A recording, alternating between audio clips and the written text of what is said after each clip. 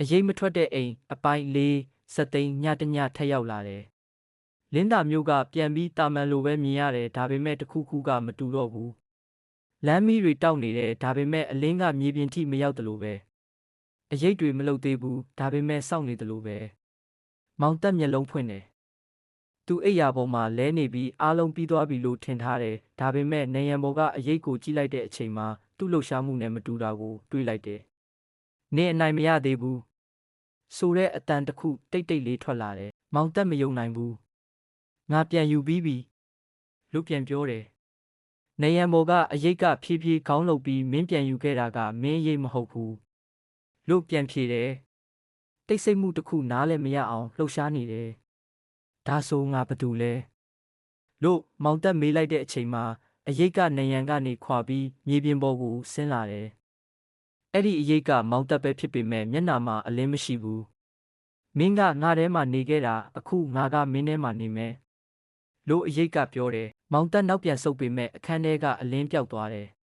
အဲ့ဒီညမှာမြို့ထဲကလူတချို့ထပ်ပြီးပျောက်ကွယ်သွားကြတယ်သူတို့အိမ်ထဲမှာကြံခဲ့တာကနေရန်ပေါ်ကအရိတ်တွေတည်းပဲ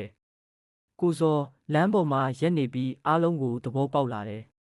ဒါမပြီးသေးဘူးလို့သူတိုးတိုးပြောတယ်သူလက်ကိုမြောက်ပြီးလမ်းမီးတိုင်အောက်ကိုကြည့်လိုက်တဲ့အချိန်မှာသူ့အရေးမရှိတော့တာကိုတွေးလိုက်တယ်ဒါပေမဲ့သူ့နောက်မှာတယောက်ရက်နေတယ်။နေနားလဲပြီဆိုတဲ့အတန်ထွက်လာတယ်။ကိုစော်လှည့်ကြည့်လိုက်တဲ့အချိန်မှာမောင်တက်ကိုတွေ့တယ်ဒါပေမဲ့သူ့မျက်လုံးထဲမှာလူသားမရှိတော့ဘူး။အရိပ်တွေမလွတ်ဘူးသူတို့ကလူတွေထဲကိုဝင်လာတယ်။လို့မောင်တက်ပြောတယ်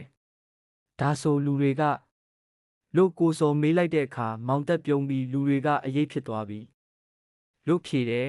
။အဲ့ဒီအချိန်မှာမြို့တစ်မြို့လုံးကမီးတွေတပြိုင်နက်ပိတ်သွားပြီးအမှောင်အပြည့်ဖြစ်သွားတယ်။နောက်တစ်ခဏမှအလင်းပြန်လာတယ်။လင်းသာမျိုးကပုံမှန်လိုပဲပြန်မြင်ရတယ်လူတွေလမ်းလျှောက်နေတယ်ရေနေတယ်အသက်ရှင်နေတယ်လို့ပဲဖြစ်တယ်။ဒါပေမဲ့တခုမတူတော့ဘူး။မြည်သူမှအရေးမရှိတော့ဘူး။ဇလန်ပြီးသွားပြီ။ဒါပေမဲ့အရေးတွေကတော့မင်းနဲ့အတူရှိနေသေးပဲ